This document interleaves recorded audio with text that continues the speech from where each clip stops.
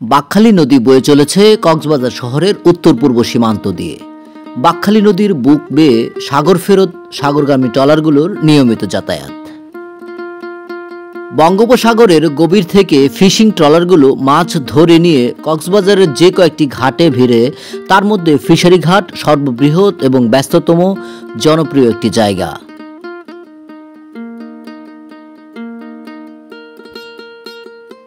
বাকখালী নদীর পশ্চিম পারে ভোরের সূর্যের সাথে সাথে ট্রলারগুলো পৌঁছতে শুরু করে।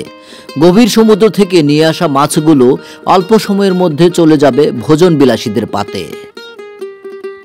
তাই তো সাগর ফেরত ট্রলারগুলো ব্যস্ত হয়ে পড়েছে মাছ খালাসের উদ্দেশ্যে।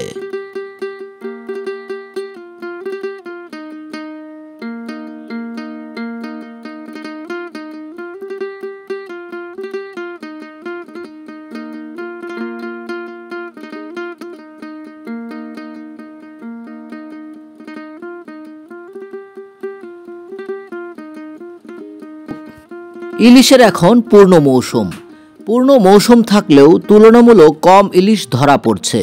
তাতে কি দামে কি আর কম হবে? মোটেও না। সরবরাহ কম হওয়ায় দামও চওড়া। সোনালী ইলিশ স্বর্ণের দামের মতোই। আজকে কক্সবাজার ফিশারি ঘাটে 1 কেজি ওজনের ইলিশ যাচ্ছে পাইকারি 2000 থেকে 2200 টাকায়।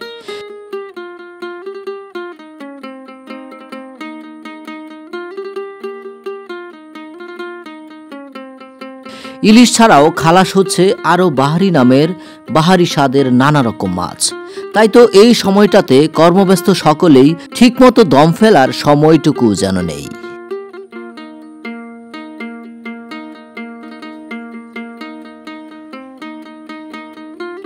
ব্যবসায়িকভাবে ব্যস্ত এমন একটি জায়গায় চাইলেও ঠিকমতো ভিডিও ধারণ করা সম্ভব নয়, কারণ এই সময়টায় 1 মিনিটও অনেক কিছু।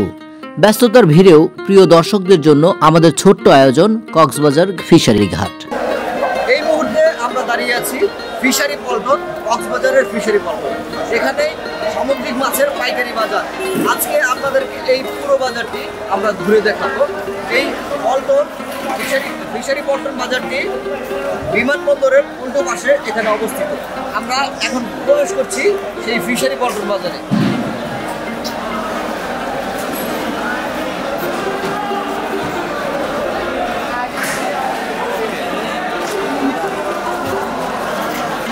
বেশ কয়েকটি ফিশারি ঘাট আছে বাকখালী নদীর তীরে, তবে বিমানবন্দর সংলগ্ন এই ঘাটটি সবচেয়ে বড় এবং নামকরা।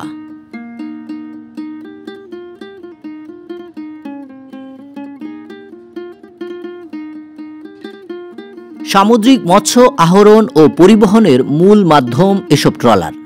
ভোরের সাথেই পন্টনে দড়ি বেঁধেছে।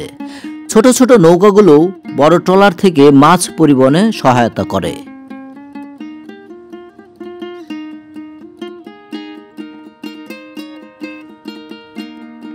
7 থেকে 10 দিন পর পর ট্রলারগুলো গহীন সমুদ্র থেকে মাছ নিয়ে তীরে ফেরে। মাছগুলো ধরে রাখা হয় ট্রলারের ডেকে ফ্রিজিং অবস্থায়। ট্রলারের ডেক থেকে মাছগুলো খালাস করা হচ্ছে এখন।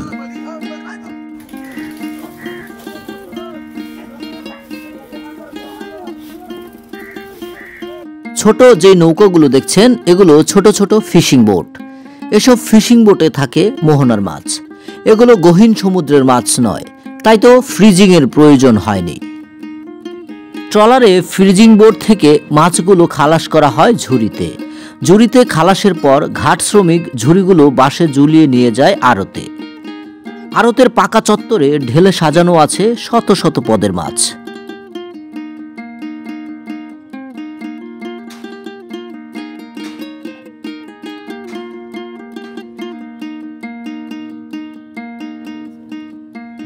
সময় যত বাড়ছে মাছ, বাড়ছে পাইকারদের আনাগোনাও। ঝুড়ি আর ড্রামে করে একের পর এক চেনা অচেনা মাছে ভরে যাচ্ছে পুরো পাকা চত্বর।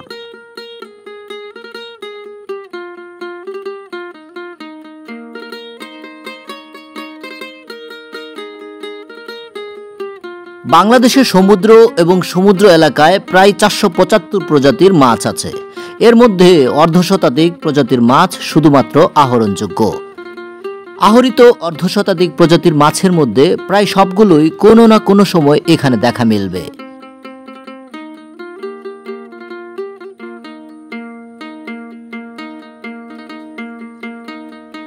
লাল রঙের ছোট যে মাছটি দেখছেন তার নাম লাল পোয়া।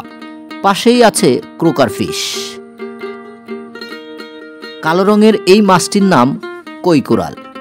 শিরদাঁড়ায় গোল গোল কালচে ফুটকির এই মাছটির নাম চাপা মাছ। চাপা মাছের আজকের বাজার দর 300 টাকা প্রতি কেজিতে। লম্বাটে ওজনদার এই মাছটি সামুদ্রিক বাইম মাছ। সামুদ্রিক এসব বাইম ওজনে সর্বোচ্চ 15 থেকে 20 কেজি পর্যন্ত হয়ে থাকে। এগুলো সুরমা মাছ। টোনা ও সুরমা দেখতে একই রকম হলেও স্বাদ ও আকারে রাত দিন তফাৎ টোনা ও সুরমার মাঝে। সমুদ্রের উপরিভাগে তল ভেদে বসবাস ফাইসা মাছের। এগুলো ফাইসা মাছ। ফাইসা মাছের স্বাদের তুলনা নেই।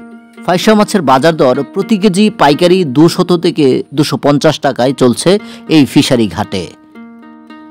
আড়তের বেশিরভাগ জায়গা জুড়ে ইলিশের মাছের মেলা। ইলিশের মৌসুমে ক্রেতা বিক্রেতা সবার কাছে কদর একটু বেশি। ইলিশ মাছ বিক্রি হয় পিস দরে। ওজনে 500 থেকে 600 গ্রাম ওজনের এক একটি ইলিশের দাম হবে 1000 থেকে 1200 টাকায়।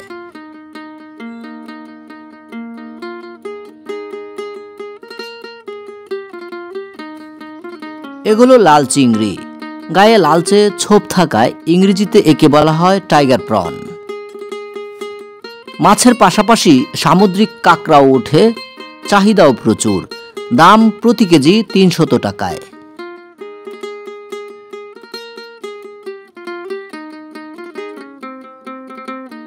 সমুদ্রে 2 ধরনের চান্দা মাছ ধরা পড়ে। কালচে বর্ণের চান্দা মাছকে ডাকা হয় টেক চান্দা, আর সাদা বর্ণের চান্দা রূপচান্দা নামে। দুটোরই বাজার চাহিদা প্রচুর। পাইকারিভাবে বিক্রি হয় 200 টাকা প্রতি কেজিতে।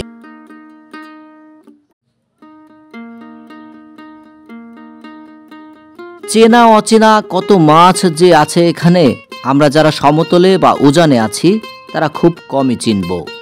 বিচিত্র এ দুনিয়া যতই দেখছি, নতুন করে আরও নতুন কিছু পাচ্ছি।